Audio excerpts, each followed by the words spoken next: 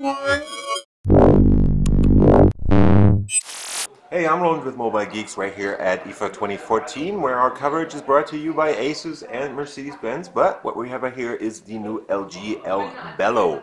So the Bello is basically their new 5-inch entry-level smartphone that's retailing for 190 euros. It's probably going to be cheaper in the US, but it's a 5-inch device, and it is kind of like the big brother of the LG L Pheno, which we have right here. So the one on the right here is a 5-inch model, and the Pheno is the new 4.5-inch, kind of like a competitor to the Moto G and other cheap entry-level smartphones.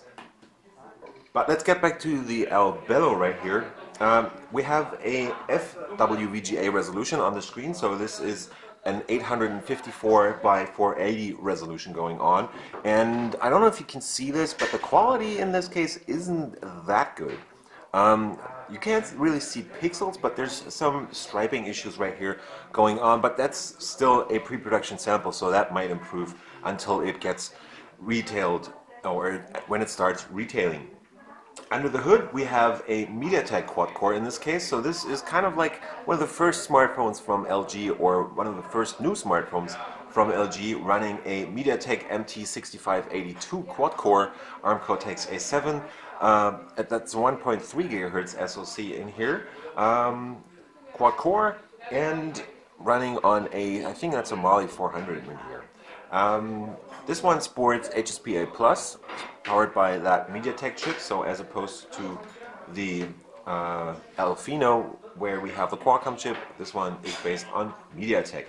We have 1 gig of RAM in here and 8 gigs of flash storage, and it can also be extended. So the extension works like this. You just remove the back cover. I'm just going to try and pry that open for you.